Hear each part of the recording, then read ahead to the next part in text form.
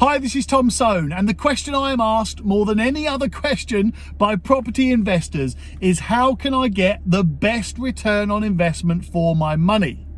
Now that's a really common question, and I get it. You've got some money, you want to invest it, you like property, but you want to make sure you're going to get the right return on investment.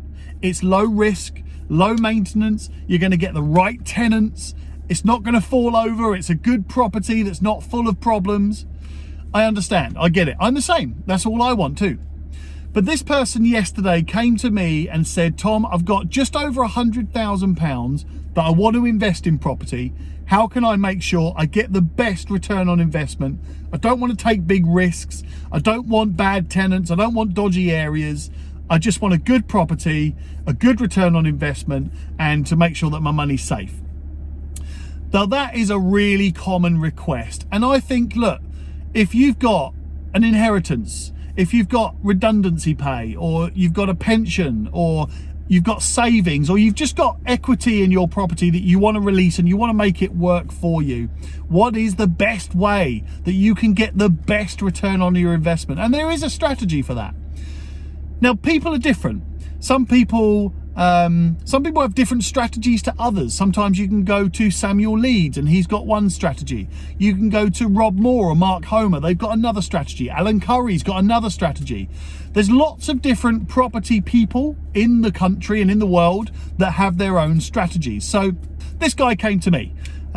He's got, like I said, just over 100 grand to spend. And he said, what property can I buy that's the best return on investment? And I said, well, look, if you want the best return on your investment, buy 3 properties.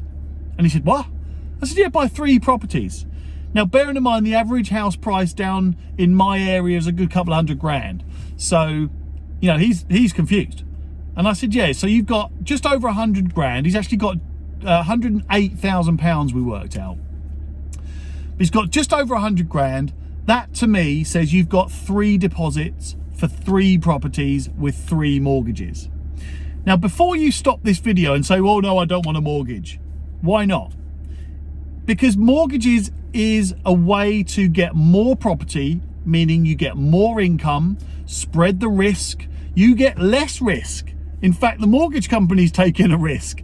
So you get to do all of those things, and that's what investing is. It's minimizing your risk, it's maximizing your return on investment, and with property, you get the appreciation as well.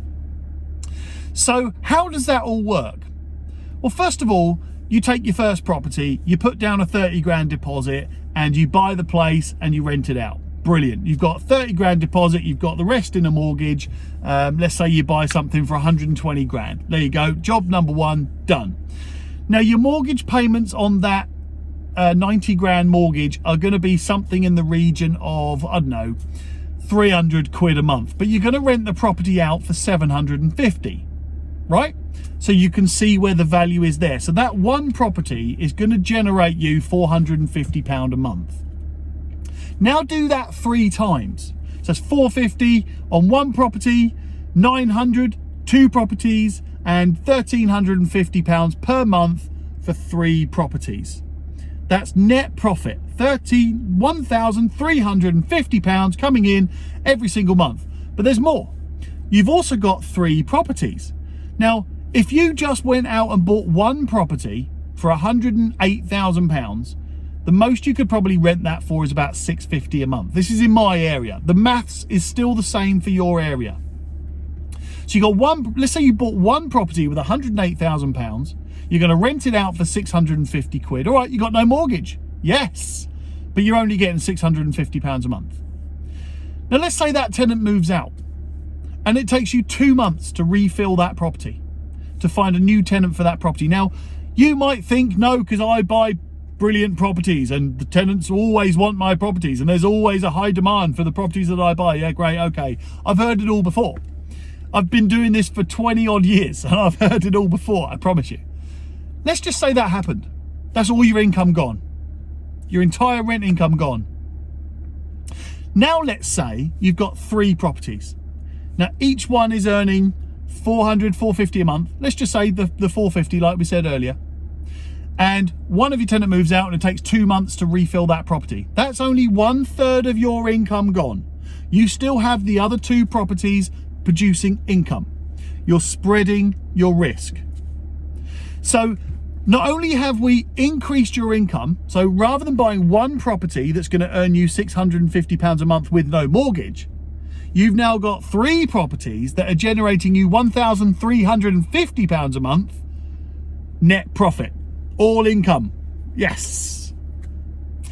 Now there's even more. Because you've got the 3 properties, like I just explained, you've spread your risk. Your risk is now 1/3 of it, what it would be if you had one property. But there's even more. Now, actually what you own is 25% of 3 properties. Now that might sound terrible, but it's really not. Let me put this to you another way. Your investment is now only the equity in each of those 3 properties. Because at any point you could sell one of those houses and you've got that 30 grand back, you've got that 25%, you've got that equity in your pocket. At any point you can sell that. So that means because you don't have that cash in your pocket, that's now your investment.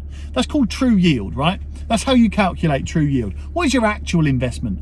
Ignore how much you've spent on the property because that's gone, that's done. Even if you've got all that money back, doesn't matter. That's not how you calculate it. And we'll do a whole true yield thing another day. But your equity, and just using the examples I've given you, you've got 3 properties all worth £120,000 each, and you've got £90,000 mortgage on each one. That means you've got £30,000 equity in each one. That means on each property, you've got £30,000 invested. So you've got a total of £90,000 of equity that you have in those properties. That's your investment. And now your net income is £1,350 per month against that investment. That is your return on investment. £1,350 net profit per month against that investment. Now let me just see if I can quickly work that out per year. What's that? That's 13,500 plus 2,700. So it's 15,000. Let's just say 16.5 grand. So you get about 16.5 grand net profit per year against your investment of £90,000. I'm not going to do the maths on that, but that's hefty. That's a big return on investment. So I hope you understand that actually your investment is the amount that you're not having in your pocket because you're leaving that equity in there. You're not selling the property to get that 30 grand cash out. So what have we done so far? We've increased, we've actually more than doubled your net profit from one property that generates £650 per month to 3 properties that generate £1,350 per month. Also, we've spread the risk. So if one of those properties is empty, then you don't lose all of your income. We also push a bit of liability over onto the mortgage lenders. We're using somebody else's money. See, and we've also made a fantastic return on our investment, our true yield. Let me do another time about true yield, because I see that as the most common mistake in property investment. People buying a property that isn't actually a good yield, or missing opportunities that is a really good yield, return on investment. We'll do that another time. So now we've done all of those things, and there's even more. You've got 3 properties now that can benefit from appreciation. And appreciation, in case you didn't know, is the growth in the value of the property. Now, yes, that should be the same. As one property has appreciation, you'll get 3 properties that have appreciation because you own less of 3 properties and more of one, right? If that makes sense. I hope I've explained that right. So you should have a very similar rate of appreciation. However, let's say you've got one property this is in my area, you've got one property in Southsea, one property in Hillsey, and one property in Copner. So that's like a triangle, north, south, and east of my local area. Now, if you get a growth spurt in one of those values, you benefit from it. If you get a growth spurt in 2 of those values, you benefit from it. If one area stays where they are and one goes up or one goes down, then you benefit from the whole lot. You're spreading your risk, but you're also gaining from the appreciation of those properties. So when you've got a bit of money that you want to spend, you might have savings. You might have just been made redundant and you're going to get a redundancy pay. You might have an inheritance. You might have another property right now that you're going to sell and use that one sale to generate more properties. You might even have a load of money in the bank that you've saved up and saved up and saved up, and it's just sat there doing nothing. Let me tell you, cash in the bank is worth nothing because it's not doing anything. It's sat there just festering. You're actually losing money by leaving it in the bank, just by keeping it in the bank. You might think you're being sensible, but you're not, because you're just leaving it there, and actually the bank is losing you money because it's not growing, right? Your cost of living's going up, everything's going up, and your money's just sat there doing nothing. So I would advise you get that money out and make it work for you. Even if you just end up earning 10% a year on that money, it's better than it sitting there doing nothing. I know that there's that whole safety net thing, but let me try and put this to you another way. You want a safety net of having some financial security behind you. If everything goes horribly wrong, you've got money in your bank that you can call upon if you need it. There's no difference with property. If you've got a property and you need money, then you've got the property. You can sell it, you can refinance it, you can do what you like. Get that money out if you need to get money out. But you should also have income from that. So if you really want a savings in the bank, do it sitting there doing nothing, then get your income from the rent and put it in the bank. I advise against that. I try and use every single pound that I get, I try and make it into £1.20. That's my target, 20% every year on every single pound that I have and every single pound that I earn or bring in. And that's what I try and do. So going back to the stem of all of this, if you've got some money to spend, then don't just throw all of your cash into one property that generates one income that has all the risk, 100% risk in one property. Spread it across multiple properties. And here's where it gets really exciting. Most fixed rate mortgages are 2 years or 5 years. Occasionally you get other deals. You can have tracker mortgages, variable rates and all of those things. But I'm just keeping it simple for this video. I'm not advising on mortgages. You do need to speak to a mortgage advisor. I'm just telling you what I do. I take 2-year fixed rate mortgages. Unless there's a spectacular 5-year deal, I normally take 2-year fixed rate mortgages because every single 2 years I refinance my mortgages on all my properties and I pull out as much money as I can and reinvest. And that's the way I like to do it, because then I just keep growing, more and more and more properties, more and more income. And soon it far outweighs any income I could have ever dreamed of. But here's a great little tip. Once you refinance the property, if you're going to refinance the property and you've got an opportunity to add value, remember, you can only take out as a mortgage 75% or up to 75% of the value of the property. Now, hopefully you've got an opportunity to add value and to improve the property. Maybe you're going to add a bedroom, or you're going to redecorate, or you're going to add an extension, whatever it may be. Make sure the cost of that improvement or that addition or that change is not more than 75% of the value that it will increase in the property. So I'll give you an example. If you're going to put an extension on a property and it's going to cost you £10,000, but it's only going to increase the value of your property by £10,000, there's no point doing it, because you can only take the cash back of £7,500. That means you'll be losing £2,500, because you can spend 10 grand to increase the value by 10 grand, but you can only take out 7.5. Now, I'm not saying that further down the line, you might be able to get that money back, but what you're doing is losing money over the next few years, which reduces your yield, reduces your return on investment, and reduces the amount of cash you have right now, right here, to spend on more property. So the perfect scenario would be build an extension for 10 grand that's going to increase the property value by 20 grand. That is quids in. Spend the money, get the extension done, remortgage 15 grand back out, bam, you've made profit. And you've increased the value of your property, and you've increased the rent value of your property.